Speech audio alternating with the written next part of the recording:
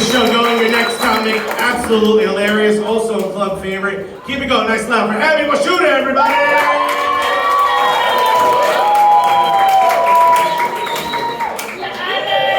Two lady comics in a row. What kind of comedy show? What kind of comedy show is this, right? It's a real thing. Somebody once yelled at me on stage. These are, and we're blonde. Well, cardinal sin. 2 vaginas in a row. You can't pack it this tight like that. We're doing it different here. You guys good? Yeah? Thanks for coming out. This is nice to see humans. We survived the corona.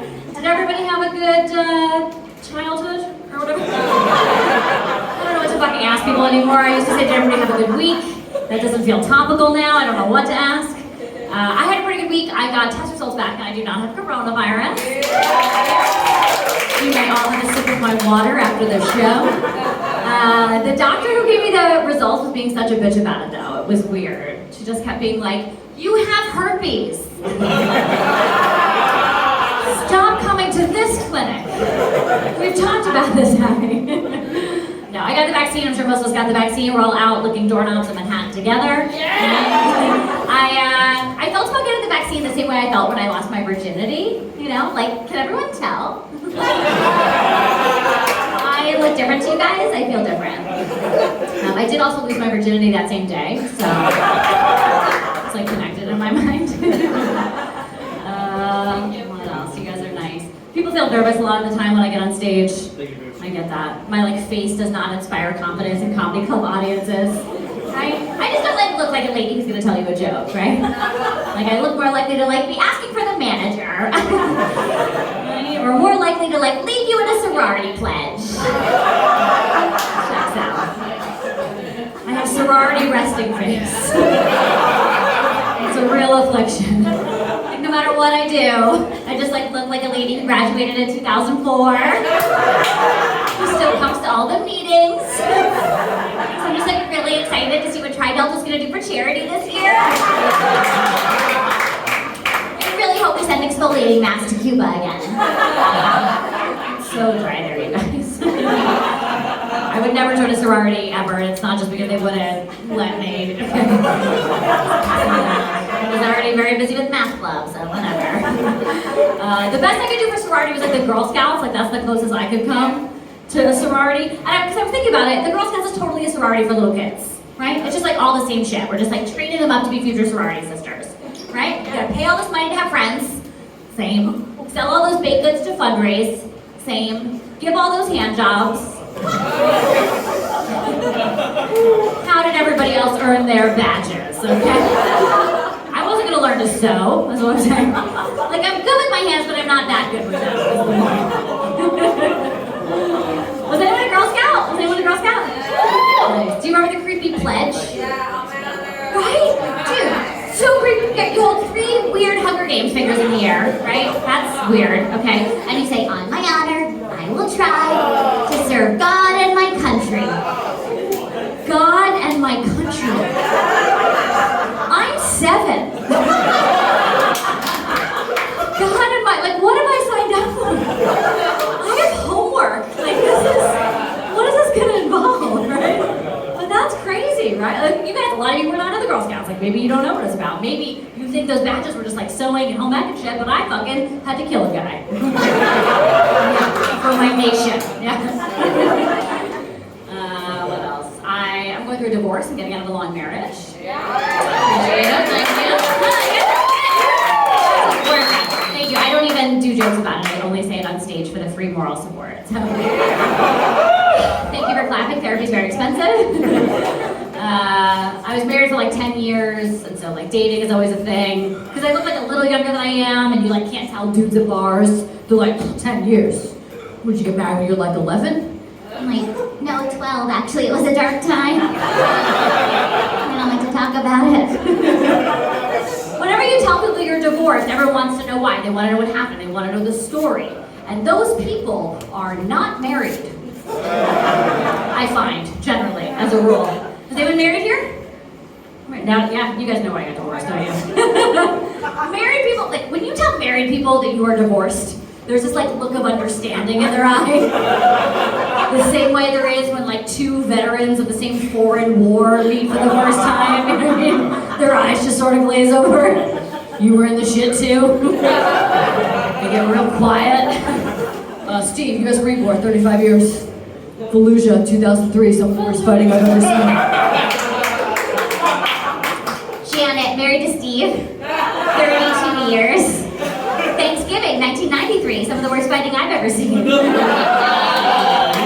Poor Steve, guys. Steve survived 2 tours in Iraq, 3 roadside bombs, couldn't get through 1 fucking Christmas with Janet, his cutting mother-in-law. He was like, send me back to the sandbox, I am out of here. Janet, obviously my mother in this situation. Yeah. No, my ex, if he would tell you that we ended it because I have an ego problem. I know, that's gross. I was like, that's not what my fans are telling me. Like, not one tweet about it. It's like, I think I would have heard.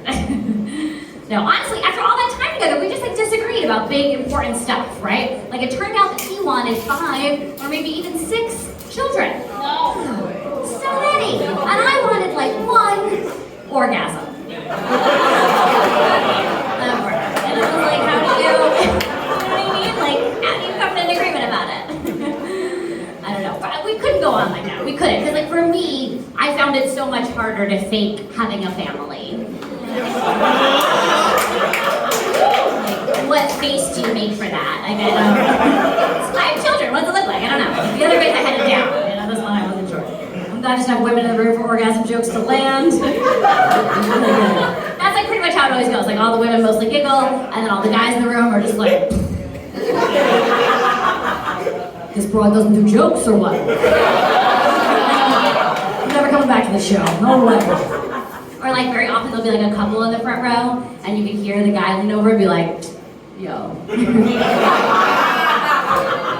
I'm giving you orgasms though, right? You hear how the ladies laugh at that? And the men are like, why is that a punchline? Why is that funny? It's like, yes sir, your girlfriend's the only one not lying about it. I'm kidding, obviously, we're all lying about it. We are lying about it. Why are we lying about it? Why are we doing this? I was talking to guy friends of mine about like, why do we do this?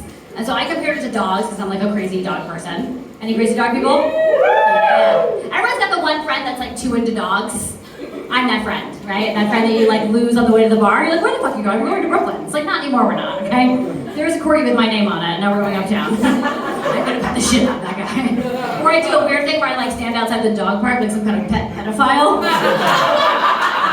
Waiting for one to come over so I can pet him through the fence. I'm like, look at the ass on that one, yes!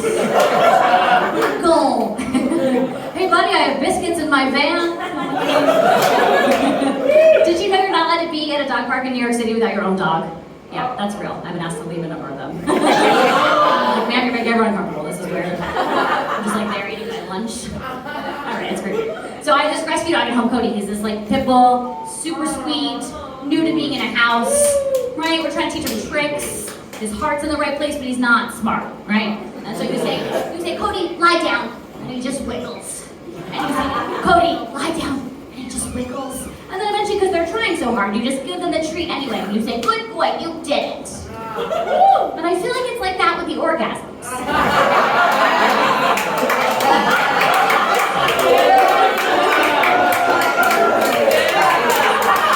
Sometimes men need that same kind of encouragement, right? Like, Michael, lie down. Like, Michael, lie down. If you could just not move for a second, if you could just not move for a second, if you could just not move for a second. You moved. You did it. That was a good one, thank you. High five. No, you are very fast, that's important, yeah. You win orgasm. And I feel like the reaction was totally the same. The guys, the dogs, they're both so proud, right? He's like, I am a good boy. I told you should have brought me home. And then roll over and go to sleep. The job here is done. The dog has been a weird cock block. I wasn't expecting that to be the case. Like, because it used to be like, you'd be making out on a date, you know, in the hallway, and you kick your apartment door open, you come inside, you have sex on the dining room table. Amazing. But now I come home from a date, you're making out, you want to have sex at the dining room table, but now there's this giant, smelly, 90-pound beast with respiratory issues just watching us.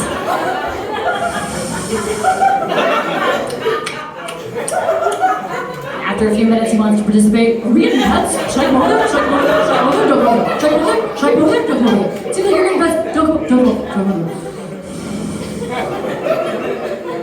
Guys, I have to go out.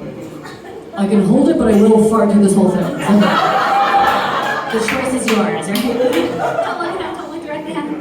Have you ever accidentally made eye contact with your dog during sex? This happens to everybody, right? You don't mean to. But you just look over and they're sitting at the side of the bed, like, good job, you're getting laid. He's like, do not look at me while I'm getting laid. I'm also high five, yeah. Yeah, another one. What else?